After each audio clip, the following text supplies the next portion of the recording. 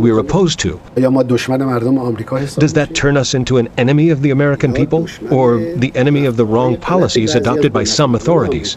Is Mrs. Clinton a friend of the Iranian people? I represent the Iranian people. How are President Obama and Secretary of State Clinton different? Mrs. Clinton is interested in speedily moving relations with Iran to the point of a clash. Based on the information we possess, Mr. Obama does not have such an opinion. But there's a lot of pressure going around. I spoke with President Obama in Prague 3 weeks ago now. He said he would push very hard for another round of UN sanctions unless and until Iran comes into compliance with the International Atomic Energy Agency. No problem. Any measure he takes will be confronted by a position that we will announce. How so? We don't have a special friendship with Mr. Obama. We will act the same way as we have been doing so far against hostilities. Don't worry about us. We know how to defend ourselves. You're not concerned about sanctions, even though it's not just the United States, it's France, it's Great Britain. I spoke with President Medvedev in St. Petersburg. He said now it's time for sanctions against the Iranians as well. Iran is becoming increasingly isolated. We will not accept something that's being forced upon us. The issue that 3 or 4 countries possess a nuclear bomb and want to prevent the others from its peaceful nuclear energy goals, it is in violation of laws and against justice, and we will not accept it. Therefore, let's put it aside. This is not something that by threatening Iran or putting pressure on Iran will force Iran to change its positions. This is not something that will work. Its time has passed. For them, it is better to cooperate with Iran according to the laws. But Mr. President, do you understand? According to justice and on the basis of friendship. You talk about international law, you talk about principles of justice and friendship. Do you understand how so many in the world community cannot take your statements at face value about nuclear weapons? You say you don't want nuclear weapons when you've refused to comply with the guidelines set out by the International Atomic Energy Agency. 118 member states of the non-aligned movement have declared their support for Iran's position. Don't they count? 57 Islamic countries have supported the Iranian position.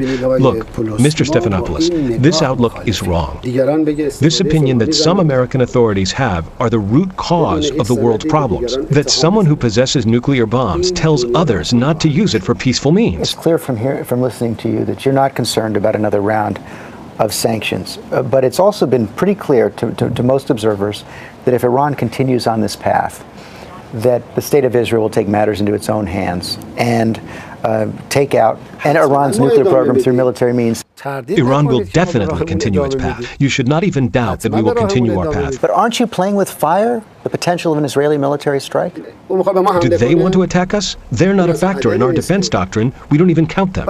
You don't plan for that at all? They're finished. The Zionist regime is finished. They can't even manage Gaza. They want to get into a conflict with Iran. Everybody knows about this, and I'm surprised that you as a professional journalist don't know. All world politicians know about it. So you're not... The Zionist regime can't manage Gaza. Do they want to get into a conflict with Iran? One final question. There's a new documentary out that says that Osama bin Laden is living in Tehran. Is Osama bin Laden in Tehran? Your question is laughable. Why? The U.S. government has invaded Afghanistan in order to arrest bin Laden. They probably know where bin Laden is. If they don't know where bin Laden is, why did they invade? First, they invaded. Then they tried to find out where he is. Is that logical? Do you think this is logical? What I think is that you didn't answer my question. Is he in Tehran or not? Our position is quite clear. Some journalists have said bin Laden is in Iran. These words don't have legal value. Our position towards Afghanistan and against terrorism is quite clear. Is it true or not? Maybe you know, but I don't know. I'm asking you, you're the president of Iran. I don't know such a thing. You are giving news which is very strange. So let me ask it a different way. If you did know that Osama bin Laden was in Tehran, would you show him hospitality? Would you expel him? Would you arrest him? I heard that Osama bin Laden is in Washington, D.C. No, you didn't. Yes, I did. He's there because he was a previous partner of Mr. Bush. They were colleagues, in fact, in the old days. You know that. They worked together. Mr. bin Laden never cooperated with Iran, but he cooperated with Mr. Bush. I'll ask one more time and then I'll let you go. If you knew that Osama bin Laden was in Tehran, which you say you don't, if you knew, would you expel him?